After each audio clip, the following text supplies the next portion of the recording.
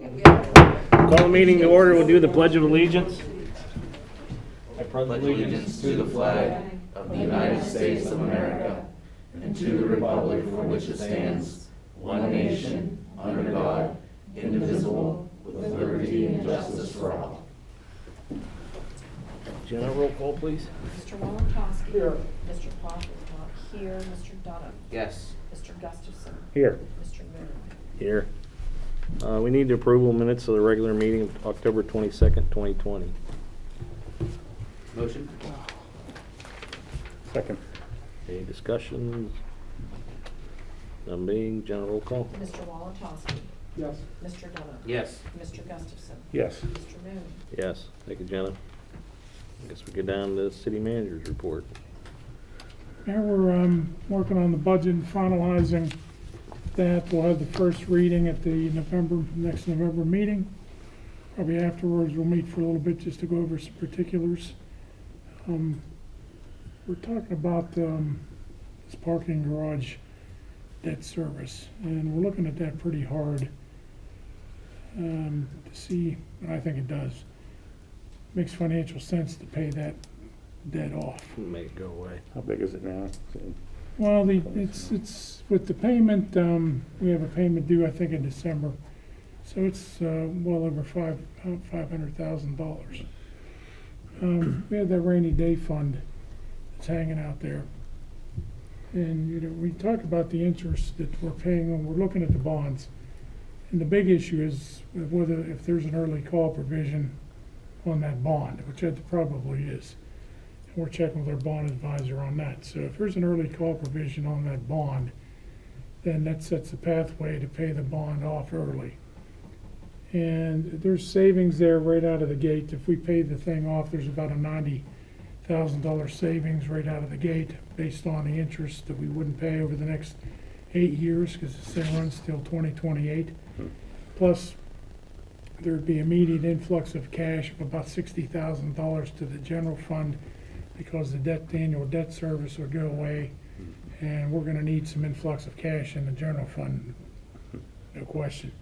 So we'll put some stuff together for you, but you hate to blow out that rainy day fund, because that's what it is. But when you look at the interest rate, we're getting practically nothing in the interest rates on the monies invested with the rainy day fund, and we're paying 4 to 5% on the bonds, because those bonds were let, 2008.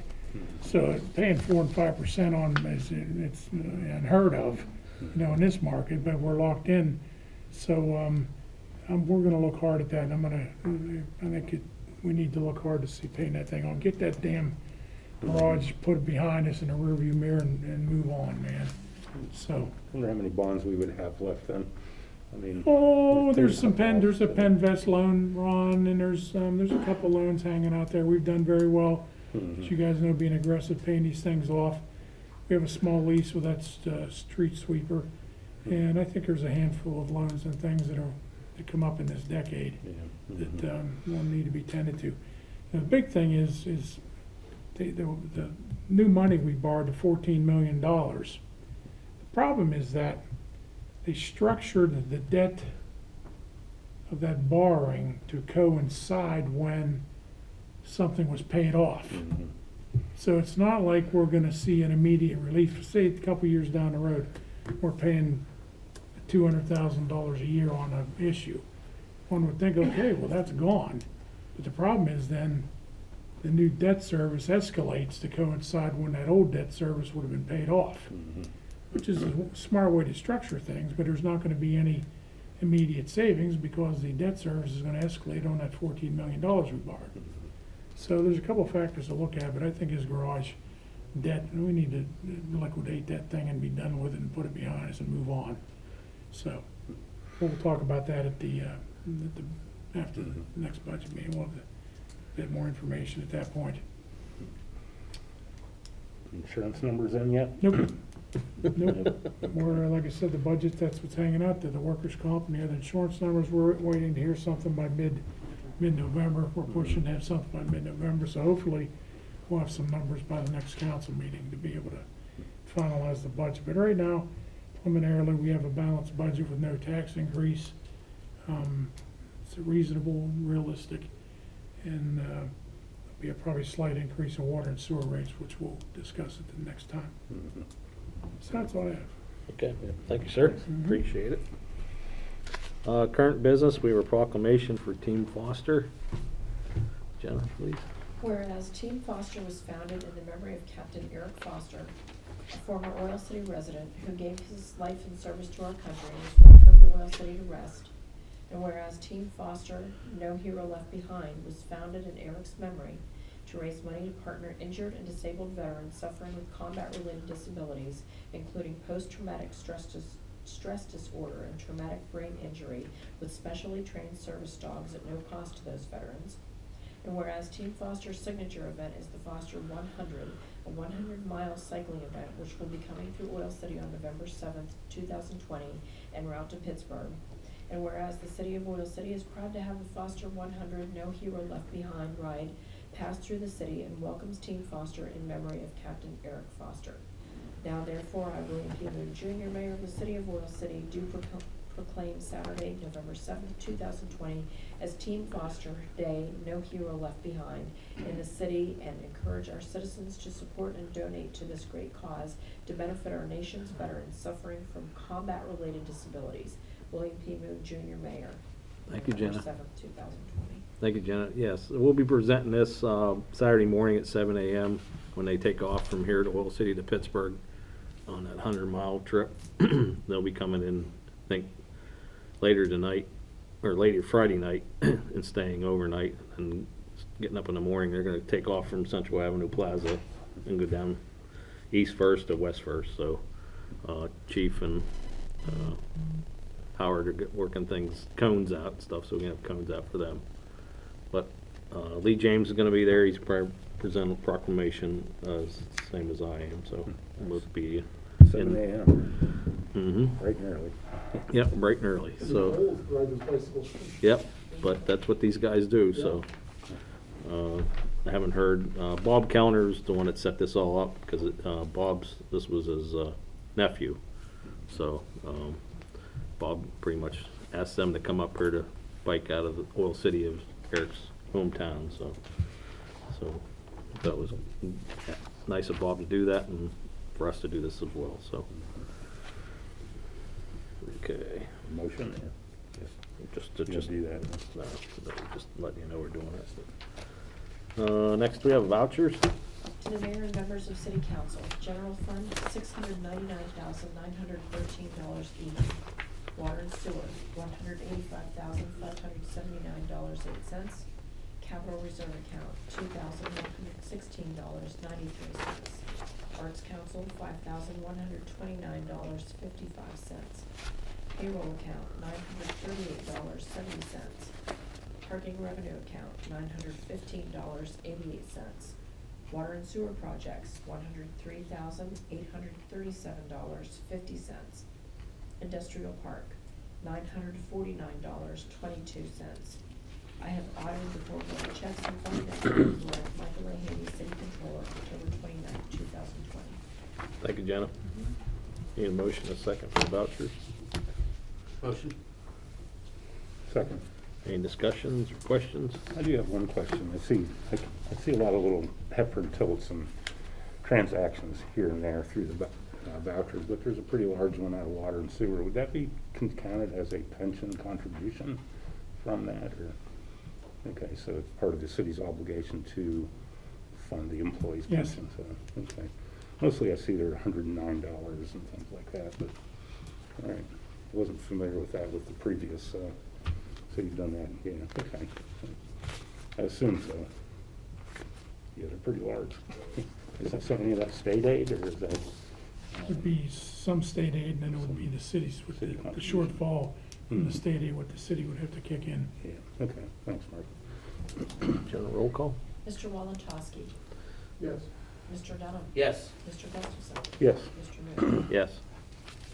We'll get down to public comments. Kathy Bailey. Nothing specific. We are making preparations for holiday plans, with Christmas past and Small Business Saturday, and doing a little 5K, but we're kind of in between things right now. Okay. Thank you. Yep, thank you.